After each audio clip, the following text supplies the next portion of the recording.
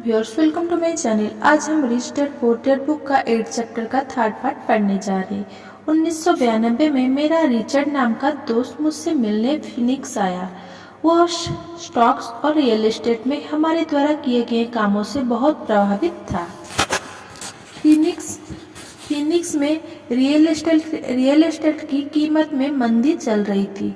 हमने उसके साथ 2 दिन गुजारे और उसे बताया कि कैश फ्लो और पूंजी बढ़ाने के कुछ बढ़िया मौके मौजूद हैं। मेरी पत्नी और मैं रियल एस्टेट के एजेंट नहीं हैं, हम विशुद्ध निवेशक हैं। एक रिजॉर्ट कम्युनिटी में एक यूनिट तय करने के बाद हमने एक एजेंट से बात की, जिसने उस दोपहर को उस यूनिट को बेच दिया। 2 बेडरूम के उस घर की कीमत केवल $42,000 थी। इसी तरह के यूनिट उस समय $65 में बिक रहे थे। उसे ये बहुत फायदे का सौदा लगा। रोमांचित होकर उसने इसे खरीद लिया और बोस्टन लौट आया। 2 सप्ताह बाद एजेंट ने हमें फोन किया कि हमारा दोस्त पीछे हट गया था।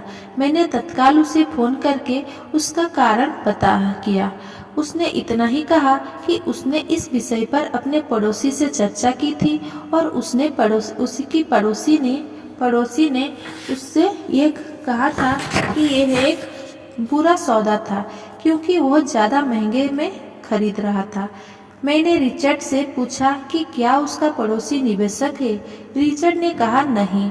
फिर मैंने उससे पूछा कि उसने उसकी सलाह क्यों मान ली।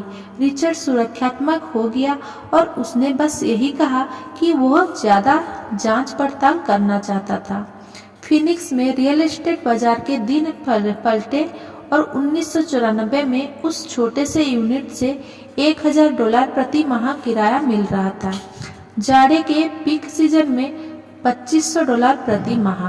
1995 में यूनिट की कीमत बढ़कर $95,000 में $5,000 हो गई थी।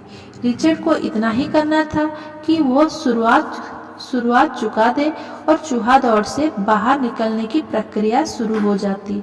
आज भी वो कुछ नहीं कर पाया है और फिनिक्स के सौदे जैसे अब भी मौजूद है। बस आपको उन्हें कुछ ज्यादा गौर से देखना पड़ेगा। रिचर्ड के पीछे हटने से मुझे ताज्जुब नहीं हुआ था। उसे खरीदार का पड़तावा कहा जाता है और यह हम सबको प्रभावित करता है। यही शंकाएं हम ले डूबती है। छोटा मुर्गा जीत जाता है और हम आज़ादी का मौका गवा देते हैं। दूसरा उदाहरण में मैं सीडी के बजाय टैक्स लियन सर्टिफिकेट्स में अपनी संपत्ति का कुछ हिस्सा रखता हूँ। मैं अपने पैसे पर 16% प्रति वर्ष कमाता हूँ, जो बैंकों द्वारा दिए जाने वाले 5% से निश्चित रूप से काफी ज्यादा है। वह प्रमाण पत्र रियल एस्टेट द्वारा सुरक्षित होते हैं और राज्य की कानून द्वारा संरक्षित होते हैं, जो निश्चित रूप से ज्यादातर बैंकों से ज्यादा बेहतर होते हैं। जिस आधार पर उन्हें खरीदा जाता है वो भी काफी सुरक्षित फॉर्मूला है। उनमें सिर्फ एक दिक्कत यह होती है कि उन्हें भुनाया नहीं जा सकता, तो मैं उन्हें 2 से 7 साल की सीडी मान लेता हूँ। हर बार जब भी मैं किसी को बताता हूँ, खासकर उसे जिसने अपना पैसा सीडी में रखा हुआ है, कि मैं अपने पैसे को इस तरह रखता हूँ, तो वे मुझे बताते हैं कि यह खतरनाक है। वे मुझे बताते हैं कि मुझे ऐसा नहीं करना चाहिए।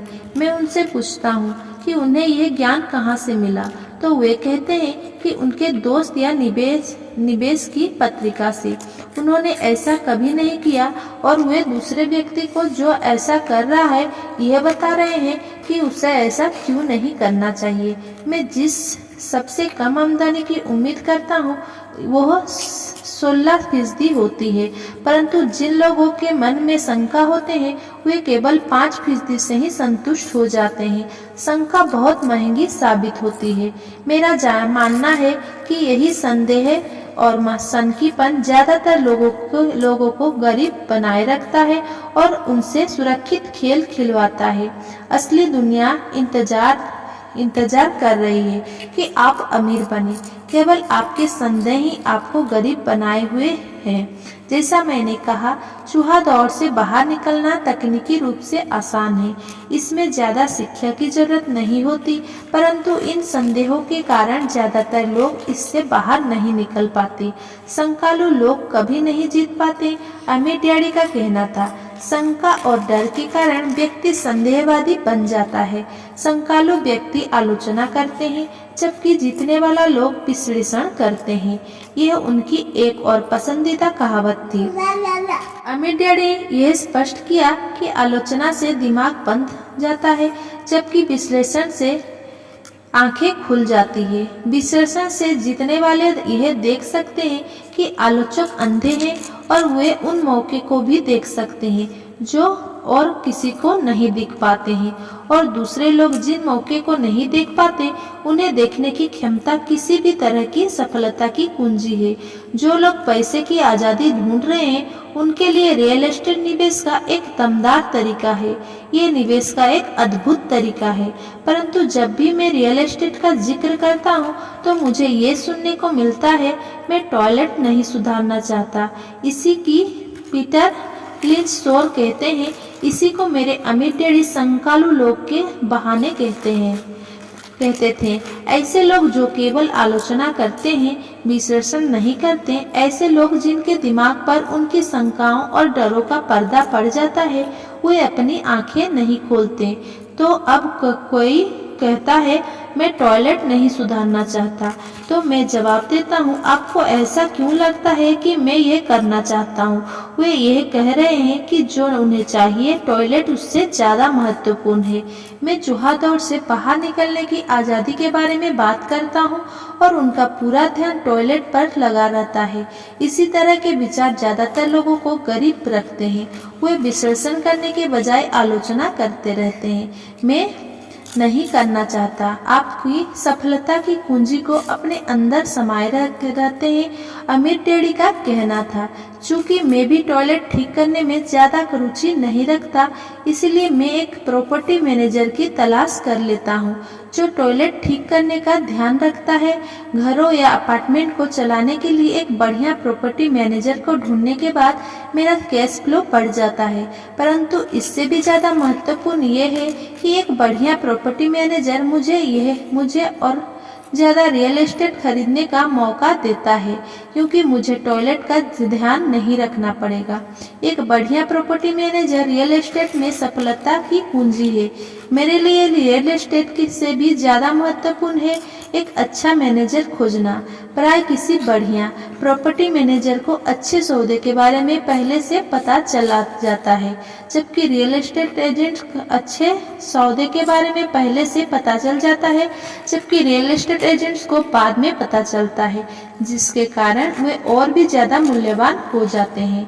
मैं नहीं करना चाहता को सफलता की कुंजी कहने के पीछे अमीर डैडी का यही मतलब था।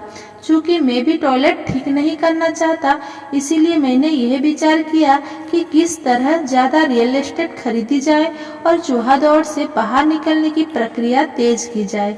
जो लोग यह कहना जारी रखते हैं मैं टॉयलेट नहीं सुधारना चाहता, वे अक्सर इस सशक्त निवेश माध्यम से खुद को वंचित रखते हैं। उनके लिए टॉयलेट उनकी आजादी से ज्यादा महत्वपूर्ण होता है। स्टॉक मार्केट में मैं अक्सर लोगों को यह कहते हुए सुनता हूँ, मैं अपना पैसा नहीं गंवाना चाहता। उन्हें ऐसा क्यों लगता है कि मैं या कोई और व्यक्ति पैसा गंवाना पसंद करता है? वे सिर्फ इसीलिए पैसे नहीं बना पाते क्योंकि वो पैसा गंवाने के लिए तैयार नहीं होते। विश्लेषण करने की बजाय वो एक और सशक्त निवेश की माध्यम यानी स्टॉक मार्केट की तरफ से अपने दिमाग को बंद कर लेते हैं। दिसंबर 1996 में मैं अपने मित्र के साथ नजदीकी गैस स्टेशन के पास से गुजर रहा था। उसने देखा और अनुमान लगाया कि तेल की कीमतें बढ़ जाएगी। मेरा दोस्त बहुत चिंता करता रहता है, यह छोटा मुर्गा है। उसके हिसाब से आसमान हमेशा गिरने वाला होता है और अक्सर आसमान उसी से के सिर पर गिरता है। जब हम घर पहुंचे तो उसने मुझे यह जब हम घर पहुंचे तो उसने मुझे वो तमाम आंकड़े बताए कि अगले सालों में तेल की कीमत क्यों बढ़ेगी। ये आंकड़े मुझे पहले पता नहीं थे। हालांकि मैंने वर्तमान ऑयल कंपनी में बहुत से शेयर खरीदे हुए थे। उस सूचना के आधार पर मैंने तत्काल एक नई ऑयल कंपनी की खोज शुरू कर दी, जिसे उसके वास्तविक मूल्य से कम आंका गया था। मुझे ऐसी ऑयल कंपनी मिल गई जो तेल के कुछ भंडारों को खोजने वाली थी। मेरा ब्रोकर इस नई कंपनी को लेकर खासा रोमांचित तो हो गया और मैंने 65 सेंट प्रति शेयर की दर पर 15,000 शेयर खरीद लिए। फरवरी 1997 में मैं उसी दोस्त के साथ उसी गैस स्टेशन के पास गुजर रहा था और कीमत प्रति गैलन 15% बढ़ चुकी थी। एक बार फिर छोटा मुर्गा चिंता करने लगा और शिकायत करने लगा। मैं मुस्कुराया क्योंकि जनवरी 1997 में उस छोटी ऑयल कंपनी में तेल खोज लिया था और वो 15,000 शेयर अब बढ़कर $3 प्रति हो गए थे और मेरे दोस्त के अनुसार गैस की कीमतें लगातार बढ़ती रहेगी। विश्लेषण करने के बजाय यह छोटे मुर्गे अपने दिमाग को बंद कर लेते हैं। अगर ज्यादातर लोग यह समझ ले कि स्टॉक मार्केट निवेश में स्टॉक किस तरह काम करते हैं, तो ज्यादातर लोग हार से बचने के बारे में अपना ध्यान नहीं लगाएंगे और जीतने के लिए निवेश करेंगे। स्टॉक एक कंप्यूटर निर्देश है जो भाव गिरने पर आपके शेयर को अपने आप बेच देता है ताकि आपका कम से कम नुकसान हो और आपको ज्यादा से ज्यादा फायदा मिल सके। जो लोग हारने से घबराते हैं उनके लिए यह एक बहुत अच्छा तरीका है। तो जब भी मैं लोगों को मैं नहीं चाहता पर ध्यान केंद्रित करते हुए देखता हूँ और वे क्या चाहते हैं इस पर ध्यान केंद्रित करते हुए नहीं देखता हूँ, तो मैं समझ लेता हूँ कि उनके दिमाग में शोर की आवाज़ बहुत तेजी है होगा। अगर छोटा मुर्गा उनके दिमाग पर हो भी होगा तभी वे चीख रहे हैं। आसमान गिर रहा है और टॉयलेट टूट रहे हैं, इसीलिए वे अपनी अनचाही चीजों से बचते हैं, परंतु वो इसकी भारी कीमत चुकाते हैं। वे जिंदगी से जो चाहते हैं वो शायद उन्हें कभी नहीं मिल पाए। अमित डैडी ने मुझे छोटे मुर्गे को देखने का एक तरीका सुझाया। वही करो जो कर्नल सेडन ने किया था। 66 साल की उम्र में उनका व्यवसाय चौपट हो गया था और वे अपनी सोशल सिक्योरिटी के चेक पर गुजर कर रह रहे थे। इतना ही नहीं, वे फ्राइड चिकन की अपनी रेसिपी के साथ पूरे देश में बेचने की कोशिश कर रहे थे।